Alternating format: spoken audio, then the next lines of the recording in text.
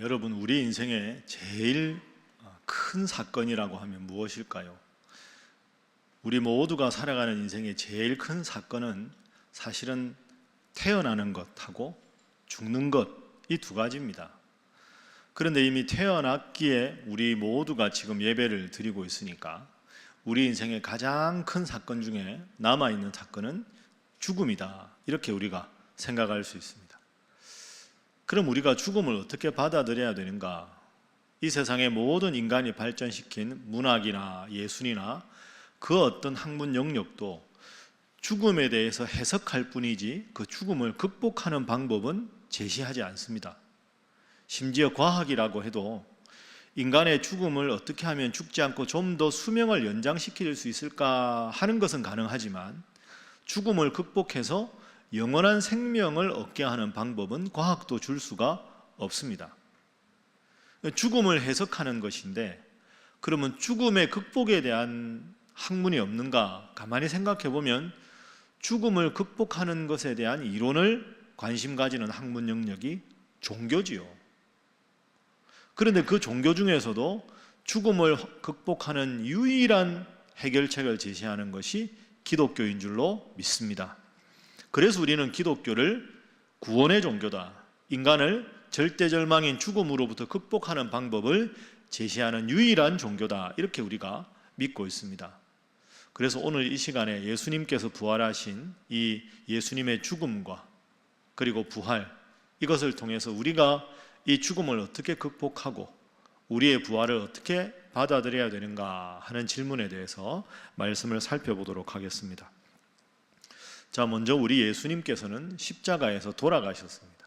우리가 지난 한 주간 십자가상에서 말씀하신 가상칠언의 말씀을 쭉 나누었는데, 오늘 이 누가복음 23장이 마지막으로 십자가상에서 예수님께서 하신 7번째 말씀입니다.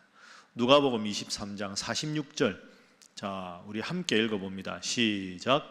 예수께서 큰 소리로 불러 이르시되 아버지, 내 영혼을 아버지 손에 부탁하나이다 하고 이 말씀을 하신 후 숨지시니라. 아멘. 그러니까 예수님께서 십자가상에 아버지여, 내 영혼을 아버지 손에 부탁합니다, 이 말씀을 하시고는 숨지셨습니다. 그러니까 예수님께서 이제 이 세상에서의 33년의 삶의 마지막 말씀을 하신 것이지요.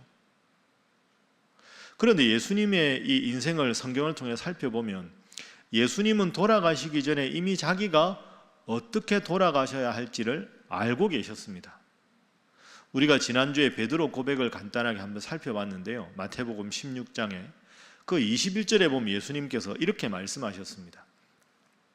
베드로가 예수님은 구원자십니다 고백한 이때로부터 예수님께서 자기가 예루살렘에 올라가서 장로들과 대제사장들과 서기관들에게 많은 고난을 받고 죽임을 당하고 제3일에 살아나야 할 것을 제자들에게 비로소 나타내셨다. 그러니까 예수님은 살아서 활동을 하시면서 내가 예루살렘에 올라가서 십자가에 달려서 죽게 될 것이다 하는 자신의 죽음과 죽음 이후의 부활을 이미 알고 계셨다는 겁니다. 그래서 예수님은 이 땅에 오신 것도 성경 말씀대로 오셨고, 이 땅에 살아가신 모습도 하나님 말씀 예언 그대로 살아가셨고, 이 땅에서 마지막 죽으시는 것도 말씀 그대로 죽으신 분, 말씀대로 태어나셔서 말씀대로 살아가시고 말씀대로 죽으신, 오직 하나님의 뜻에 의해서만 살아가신 분이 우리 예수님이셨습니다. 심지어 죽음조차 그런 모습이었죠. 자, 우리가 부활을 말하기 전에 먼저 죽음이라는 단어에 대해서 생각하고 있는데, 이 우리 인간은 다 죽게 되죠. 그래서 우리 인간의 죽음에 대해서 우리가 자주 흔히 쓰는 용어 중에서 우리가 기독교인으로서 고쳐야 될 용어가 있어서 제가 여러분들께 이 주제와 연관해서 두 가지만 말씀을 드리겠습니다. 자, 먼저 우리가 보통 누군가가 이 세상의 삶을 마쳤을 때 돌아가셨다, 운명하셨다, 이런 단어를 쓰는데, 최근에 한 10년 정도 전부터 소천하셨다, 이런 단어를 아주 많이 씁니다. 소천하셨습니다. 어느 집사님께서 소천하셨습니다. 여러분, 소천하셨습니다 하는 말은 문법적으로 잘못된 말입니다. 저 소자가 부를 소자입니다. 천은 하나님 또는 하늘을 뜻하지요. 그러면 소천이라는 말은 하나님으로부터, 하늘로부터 부름을 받았다라는 뜻입니다. 그렇다면 부르는 주체 천자가 뒤에 있기 때문에 문법적으로 말하자면 한문의 문법으로는 소천을 한 게 아니라 소천을 받은 거지요. 하나님께로부터 부름을 받으셨습니다. 그러니까 정확하게 하면 어느 성도께서 소천을 하셨습니다가 아니라 소천 받으셨습니다가 문법적으로 맞는 말입니다. 그런데 여러분, 누군가가 돌아가신 것에 대해서 그렇게 복잡하게 어려운 한자로 쓸 게 없지 않습니까? 그래서 여러분, 앞으로 저런 단어 쓰기보다는 그냥 하나님의 부름을 받으셨습니다, 이렇게 쓰는 것, 또는 천국으로 부름을 받으셨습니다, 어느 집사님께서 하나님 부름을 받으셨습니다, 천국 가셨습니다, 이렇게 쓰는 것이 훨씬 쉽고 기독교적으로도 무난한 표현입니다. 앞으로 여러분 꼭 그렇게 쓰십시오. 또 하나, 이제 돌아가신 분을 추모하기 위해서 문상을 가지요. 문상을 가서 주로 쓰는 표현 중에서 잘못된 표현이 이런 게 있습니다. 삼가 명복을 빕니다. 보면 조화에도 삼가 명복을 빕니다 하는 표현이 참 많은데요, 그 기독교인으로 아주 부적절한 표현입니다. 명복을 빈다 할 때 이 명복이라는 단어는 불교나 도교 계통에서 원래 나온 용어입니다. 그래서 불교의 용어로 하면 사람이 죽어서 가는 곳이 명부입니다. 그래서 불교 사찰에 가보면 대웅전이 있고요, 저 위쪽에 가면 명부전이라고 있습니다. 그 명부전이라는 명부가 죽어서 가는 곳입니다. 그러니까 명복이라는 말은 죽은 사람이 명부에 가서, 우리가 흔히 들어본 여러분 염라대왕 있죠. 염라대왕으로부터 복된 심판을 받아서 극락에 가기를 바랍니다, 이런 뜻입니다. 그러니까 명복을 빕니다 하는 것은 불교, 도교, 민속 종교에서 주로 쓰는 용어고, 염라대왕이 좀 쉽게 말하면 복된 심판을 해서 극락 가기를 바랍니다. 그런데 기독교인이 보낸 조화에 삼가 명복을 빕니다, 그건 매우 부적절한 그런 용어입니다. 그래서 앞으로 여러분 조의를 표하실 때 삼가 명복을 빕니다, 그런 복잡한 표현하지 마시고, 잘못된 표현하지 마시고 하나님의 위로가 함께 하시기 바랍니다. 또는 하나님 잘 믿은 분이라면 부활의 소망을 가지시기 바랍니다.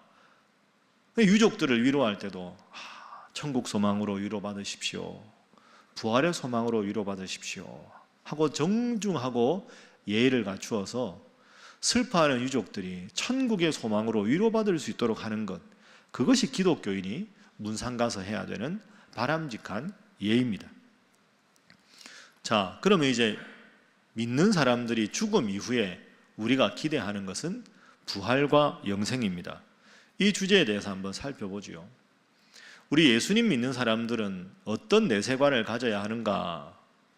그 질문에 대해서 아주 좋은 대답 하나 여러분에게 소개하겠습니다. 예수님께서 친한 친구 나사로의 죽음 앞에서 하신 말씀입니다. 우리가 잘 아는 말씀이죠. 요한복음 11장 25절 26절. 여러분 다 아시죠? 네, 다 함께 읽어봅니다. 시작. 예수께서 이르시되 나는 부활이요 생명이니 나를 믿는 자는 죽어도 살겠고 무릇 살아서 나를 믿는 자는 영원히 죽지 아니하리니 이것을 내가 믿느냐. 아멘. 예수님이 공생애를 살아가실 때 제일 친하게 지냈던 허물없는 친구가 나사로였습니다. 근데 그 나사로가 죽었다, 아프다 하는 소식을 듣고 기별을 듣고 갔는데 그 사이에 죽었다 하는 소식을 예수님 들으셨습니다. 근데 예수님께서 결국 나사로를 살려주시거든요. 살려주시기 전에 하신 말씀입니다. 주위에 많은 슬퍼하는 사람들에게 나는 부활이요 생명이니 나를 믿는 자는 죽어도 살겠고 살아서 나를 믿는 자는 영원히 죽지 아니하리라, 이렇게 말씀하셨습니다. 나는 부활이다, 그러니 나를 믿는 자는 죽어도 산다. 나는 생명이다, 그래서 살아서 나를 믿는 자는 영원히 죽지 않는다, 이렇게 말씀하셨습니다. 여러분, 이것이 우리 기독교인이 부활과 영생에 대해서 소망을 가질 수 있는 제일 중요한 근거가 됩니다. 죽음이라는 건 사실은 완벽한 절망입니다. 소생의 가능성이 없는 게 죽음이죠. 그런데 그 죽음의 권세를 딛고 예수님께서 부활하신 날이 오늘 부활주일입니다. 이런 말이 있습니다. 믿음은 절망으로부터 시작한다. 믿음은 절망으로부터 시작한다. 여러분 가만히 생각해 보면 참 맞는 말입니다. 여러분 믿음이 언제 시작됩니까? 큰 문제가 있는데 내가 이 문제를 해결할 능력이 없다는 절망에서부터 믿음이 시작되고, 내가 인생을 살아가면서 수많은 어려움을 극복해야 되는데 그 어려움을 극복할 수 있을 정도의 능력이 없다, 나는.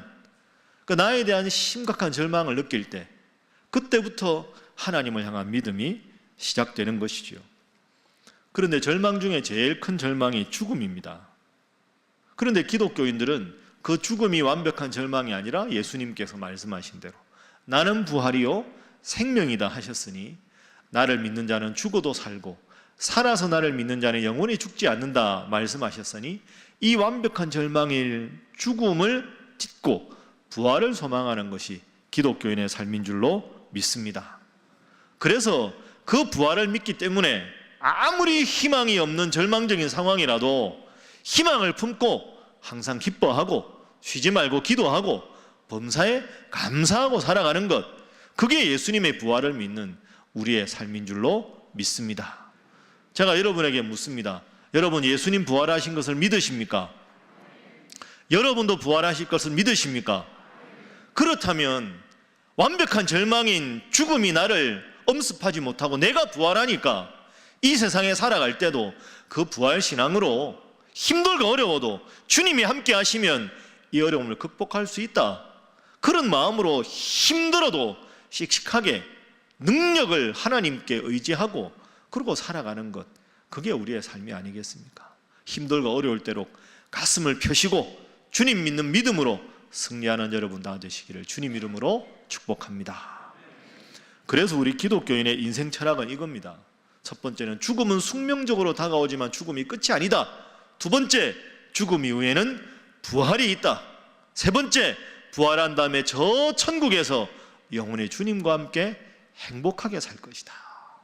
이 희망을 품고 코로나 때문에 이런저런 어려움 때문에 힘들고 지치지만 이 부활 신앙으로 온전히 절망을 극복하시고 희망 가운데 살아가시는 여러분 모두가 되시기를 주님 이름으로 축복합니다. 자, 옆에 분들과 인사 한번 하겠습니다. 부활 신앙으로 어려움을 극복하시기 바랍니다. 한 번 더 하겠습니다. 잘하실 줄 믿습니다. 하겠습니다. 이제 우리가 예수님의 부활 말씀을 우리가 확실히 들었으니까 이제 마지막 세 번째로는 이 세상에서 우리가 어떻게 살아야 하는가, 여러분 꼭 기억하십시오. 한번 따라하겠습니다. 내 인생에 빈 그물을 가득 채워주시는 주님. 내 인생의 빈 그물을 주님께서 함께 하시면 가득 채워주신다. 자, 이것이 무슨 뜻인가? 오늘 본문 말씀 두 번째 한번 살펴보겠습니다. 예수님께서 죽으셨다가 부활하신 후에 이 세상에서 한 40일 정도를 사셨습니다. 그 40일 정도 살면서 부활하신 자신의 몸을 제자들에게도 보여주셨는데, 그 중에 오늘 요한복음 21장 이 말씀은 부활하신 후에 세 번째로 제자들을 만나주신 그런 장면입니다. 예수께서 십자가에 돌아가시기 전에 제자들에게 이렇게 말씀하셨거든요. 내가 죽었다 부활한 다음에 갈릴리로 갈 것이다. 예수님 돌아가신 다음에 제자들이 그걸 기억합니다. 그리고는 갈릴리 바다에 어부 출신 제자들은 갈릴리로 미리 갑니다. 제일 대표적인 제자가 누굽니까? 베드로가 어부죠. 갈릴리 바다로 먼저 가 있습니다. 그런데 며칠이 지나도 예수님께서 갈릴리로 오신다 그랬는데 안 오시네, 이렇게 생각을 한 겁니다. 그러니까 며칠 기다리다가 예수님이 안 오시자 이 베드로가 오늘 보면 3절에 이렇게 말합니다. 3절 한번 보시면 시몬 베드로가 나는 물고기 잡으러 가노라. 예수님 뭐 늦으시네. 나는 원래 태생이 어부니 갈릴리 바다에 고기 잡으러 가야 되겠다, 이렇게 말을 하니까 3절 뒷부분에 보니까 우리도 함께 가겠다. 베드로 말고 6명 제자가 함께 갈릴리로 갔거든요. 그러니까 베드로가 나는 오늘 밤에 고기 잡으러 간다 이러니까 6명도 같이 가, 우리도 가자. 그리고 이제 7명이 고기 잡으러 이렇게 간 겁니다. 그런데 여러분 지금 베드로하고 다른 제자들이 원래 어부 출신이라 그래도 예수님을 따라서 3년간 공생애를 열심히 따라다니다 보니까 3년 만에 그물질을 하려니까 이게 잘 안 되는 겁니다. 그날따라 밤새 7명의 물고기를 잡았는데 한 마리도 잡지를 못했습니다. 밤새도록 열심히 그물을 내려서 던졌지만 완전히 허탕이었습니다. 여러분, 오랜만에 갈릴리 바다 밤에 나갔을 때는 내일 새벽이면 고기를 가득 채워서 만선의 기쁨으로 돌아오자, 이런 희망이라도 있었을 텐데 밤새 그렇게 그물을 내렸는데 한 마리도 못 잡고 왔으니 새벽에 돌아올 때 얼마나 이 제자들이 마음도 지치고 몸도 지치고 힘들었겠습니까? 그래 허탕치고 돌아오는데 저 멀리 떨어진 곳에서 누군가의 목소리가 들리는 겁니다. 얘들아, 너희에게 고기가 있느냐? 이런 목소리가 들립니다. 쉽게 말하면 그 밤새 고기 좀 잡았소? 이런 질문 아닙니까? 그러니까 멀리서 형체는 모르겠고 그렇게 물으니까 한 마리도 못 잡았소? 이렇게 제자들이 대답을 합니다. 그러니까 또 멀리서 목소리가 들립니다. 그 배 오른쪽에 그물을 내려서 한번 잡아보시오. 이렇게 말을 합니다. 여러분, 이 말을 듣는 제자들 기분이 어땠을까요? 솔직히 여러분 생각해 보십시오. 갈릴리 바다에 잔뼈가 굵은 베드로와 이 제자들이 밤새 그물을 내렸습니다. 오른쪽에 그물 안 내렸겠습니까? 오른쪽에도 내리고 왼쪽에도 내리고 깊은 데도 가보고 얕은 데도 가보고 가장자리도 저쪽에도 가보고 이쪽에도 와보고 밤새 모든 노력을 다 했는데 한 마리 못 잡았는데 낯선 사람이 저쪽에서 그물을 오른쪽에 내리시오. 그 말 들으면 기분이 좋겠습니까? 우리가 안 해본 줄 아냐고 그런 마음이 안 들었을까요? 그런데 그날따라 제자들이 그렇게 반응하지 않습니다. 그래도 저 사람 누군지 모르는데 해보라니까 한번 해보자, 그 마음으로 배 오른쪽에 그물을 내립니다. 내리고 끌어올리는데 지금까지 한 마리 못 잡았는데 가득 채워서 그물이 찢어질 만큼 엄청나게 많은 고기를 잡았습니다. 얼마나 놀랐을까요, 제자들이? 이게 무슨 일인가 하고 생각을 했을 겁니다. 바로 그때 당황해서 어안이 벙벙한 제자들 사이로 오늘 본문 7절 말씀을 한번 보십시오. 자, 화면 보시면 예수께서 사랑하시는 그 제자가, 이 제자 중에 요한이라는 제자거든요. 베드로에게 이르되 주님이시라. 여러분 상상해 보십시오. 그물을 갑자기 내렸는데 엄청나게 많은 고기가 잡힌 겁니다. 이게 무슨 일인가 하고 있는데 어안이 벙벙해서 요한이 저 멀리 있는 그 사람을 가만히 보니까 베드로, 저 사람 예수님이야. 예수님이었어. 깜짝 놀란 거죠. 그러니까 베드로가 성미가 급하지요. 그러니까 베드로가 제일 먼저 내려갑니다. 예수님?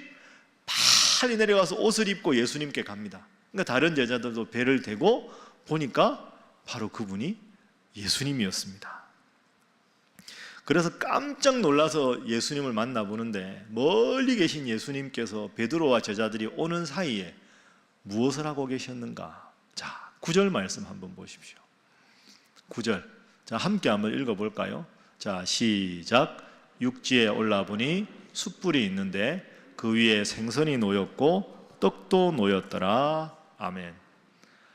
여러분, 저는 이 부활하신 예수님의 오늘 본문을 참 좋아합니다. 예수님의 그 따뜻한 마음씨, 자상한 배려가 너무 잘 드러나 있거든요. 밤새 고기 한 마리 못 잡은 제자들이 저 멀리 있으니까 갑자기 주님께서 기적을 일으켜서 배 오른쪽에 많은 물고기가 잡히게 해주셨어요. 그리고 이제 깜짝 놀라서 예수님께 오는 사이 예수님 뭘 하셨습니까? 숯불을 딱 피워놓고 생선을 굽고 떡을 굽습니다. 그때 예수님의 제자들이 예수님을 알아보고 예수님께 옵니다. 예수님 멋지지 않습니까, 여러분? 얼마나 자상합니까? 숯불 딱 피워놓고 밤새 한 마리 못 잡아서 몸도 지치고 마음도 지치고 피곤하고 한기도 들고 잠도 오고 그런데 숯불 탁 피워서 생선도 굽고 떡도 굽고 얘들아, 나야. 놀랐냐? 얼마나 배고프냐? 얼마나 피곤하냐? 얼마나 지쳤냐? 여기 생선 구워놨다. 한 마리씩 먹어라. 야, 떡도 먹어라. 그리고 그걸 다 이렇게 제자들한테 나눠주시는 모습입니다. 여러분 상상력을 발휘해 보십시오. 이제는 저 멀리서 칠흑 같은 밤의 어둠이 다 지나가고 새벽에 헌동이 탁 터오르고 그 추웠던 바람이 잦아들고 이제 따뜻한 해가 떠오르기 시작하는데 인자한 예수님이 다 숯불을 피워놓으시고 제자들에게 생선 한 마리씩 떡도 주시고 빙그레 웃으면서 아유 얼마나 피곤했냐, 지쳤지, 그래 나도 너 보니까 좋다, 그러면서 그걸 하나 나눠주시는 모습, 이야, 제자들이 얼마나 기뻤을까요? 얼마나 감사했을까요? 과연 우리 주님이시다, 그런 마음을 가지지 않았겠습니까? 그런데 여러분, 만약에 상황을 바꾸어서 예수님이 이렇게 했다고 한번 상상해 보십시오. 이럴 수도 있겠죠. 가까이 탁 제자들이 오니까 야 제자들 이리 와봐. 참 답답이들, 야 내가 부활하고 너 처음에 보여줬잖아, 내가 부활한 거. 그러면 너희들이 지금 뭐 해야 되니? 지금 이 바다에서 고기 잡을 때야. 내가 너희들을 제자라고 3년을 키운 시간이 아깝다. 모든 곳에 나가서 예수님이 부활했다고 나의 부활의 소식을 전해야 되는 거 아니냐? 그런데 어떻게 제자라는 사람들이 지금 이렇게 물고기나 잡고 있냐? 참 답답하다. 베드로, 너부터 말해봐. 지금 뭐 하는 거야? 왜 물고기 한 마리도 못 잡았을까? 원인이 뭘까? 분석해서 대답해봐. 7명 쪼르르 서 한마디씩 해봐. 이런 식으로 만약에 예수님이 했다면 얼마나 분위기가 살벌했을까요? 얼마나 제자들이 주눅들었을까요? 충분히 그렇게 하실 수 있는 상황인데 예수님은 한마디도 안 하셨습니다. 괜찮아, 잘못할 수도 있지 뭐. 얼마나 피곤, 일단 먹어라. 야 먹어. 아이고 금강산도 식후경인데 힘들었지, 먹자. 일단은 먹자. 참 반갑네. 아이고 야 얼굴 보니까 너 밤새 고생했네. 아유 어디 아픈 데 없냐? 오랜만에 그물질해서 어깨 안 아파? 그러면서 대화했던 예수님 모습을 다 한번 상상해 보십시오. 이게 예수님입니다. 이게 멋진 우리가 사랑하는 우리의 구원자 예수님의 모습입니다. 여러분, 이것이 부활의 교훈입니다. 이것이 부활의 희망입니다. 제자들은 밤새 자기들끼리 정말 열심히 노력했는데 빈 그물이었는데 예수님이 딱 오시자마자 그들의 빈 그물에 가득 물고기를 우리 주님께서 채워주셨습니다. 그렇습니다. 예수님께서 함께 하시니 절망의 어둠이 서서히 걷힌 그 자리에 희망의 새 아침이 밝아옵니다. 가슴 벅차게 떠오르는 아침의 태양처럼 제자들의 삶에 부활의 새 아침이 밝아온 것이지요. 그래서 여러분, 이걸 역설적으로 한번 생각해 보십시오. 사실 제자들 입장에서 보면 밤새도록 고생했지만 헛고생한 빈 그물이 있었기에 예수님 만나서 가득 채워지는 위대한 기적을 체험할 수가 있었습니다.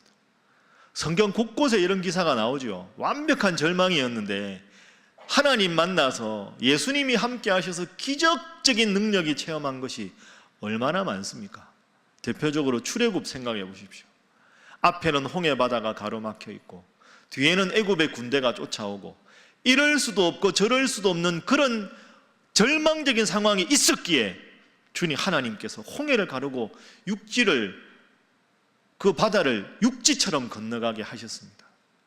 그 엄청난 어려움이 있었기에 반전에 하나님의 은혜를 체험할 수가 있었던 것이에요. 출애굽 과정에서 그 더운 사막에서 목이 타는 갈증을 경험했기 때문에 큰 바위가 갈라지면서 생수가 샘솟는 기적을 체험할 수 있었습니다. 예수님 말씀을 들으러 왔지만 끼니 때가 지났는데 배가 너무 고팠기 때문에 역설적으로 오병이어 사건으로 수많은 사람들이 배불리 먹는 기적을 체험할 수가 있었습니다. 12년 동안 혈루증 걸린 여인, 백방으로 노력해도 되지 않는 절망적인 상황이 있었기에 예수님의 뒤로 돌아가서 옷자국에 손만 대도 낫는 기적을 체험할 수가 있었습니다. 요한복음 11장 말씀에 나사로가 죽은 지 나흘이나 돼서 냄새가 나는 그 나사로의 절대적인 절망의 죽음이 있었기에 예수님께서 나사로를 부활시켜 주셨습니다. 여러분, 우리는 지금 코로나19를 1년 넘게 겪고 있습니다. 다들 지치고 다들 힘듭니다. 새로운 방역 지침이 내려올 때마다 담임 목사인 제 마음도 참 무겁습니다. 언제까지 이렇게 20%, 찬양대 솔리스트 이런 하나하나 지켜가면서 예배를 드려야 되나? 성도들과 예배 후에 악수도 마음껏 하고 한번 부둥켜 안기도 하고 우리 교회 부활주일 공동 식사도 좀 하고 그런 날이 언제가 올까? 이런 답답한 마음이 제 속에 있습니다. 여러분들도 마찬가지입니다. 오랫동안 열심히 최선을 다해 살아오셨는데, 열심히 하나님 믿고 살아오셨는데 여러분의 지금 현실은 여전히 빈 그물입니다. 밤새 노력했는데 지치고 힘든 모습 그대로 오늘도 예배당에 나오셨습니다. 그러나 여러분 꼭 기억하십시오. 2000년 전에 제자들이 밤새 고생했지만 빈 그물 움켜쥐고 터벅터벅 다시 갈릴리 바다 이제 베를대로 오는 그 자리에 주님께서 함께 하셨을 때 만선의 기적을 체험할 수가 있었습니다. 그 주님께서, 그 좋으신 주님께서, 그 부활하셔서 제자들에게 따뜻하게 섬세하게 맞이해 주신 그 주님께서 오늘 우리 사랑하는 신일교회 성도들 모두의 주님이신 줄로 믿습니다. 주님께서 여러분과 함께 하시면 그 물결이는 풍랑도 잔잔하게 되고, 주님께서 함께 하시면 여러분의 인생 그 빈 그물에 가득 물고기를 채워주시고, 슬퍼하는 여러분들에게 부활의 기쁨으로 다가오신 주님께서 여러분의 인생에 큰 복으로 함께 하실 줄로 믿습니다.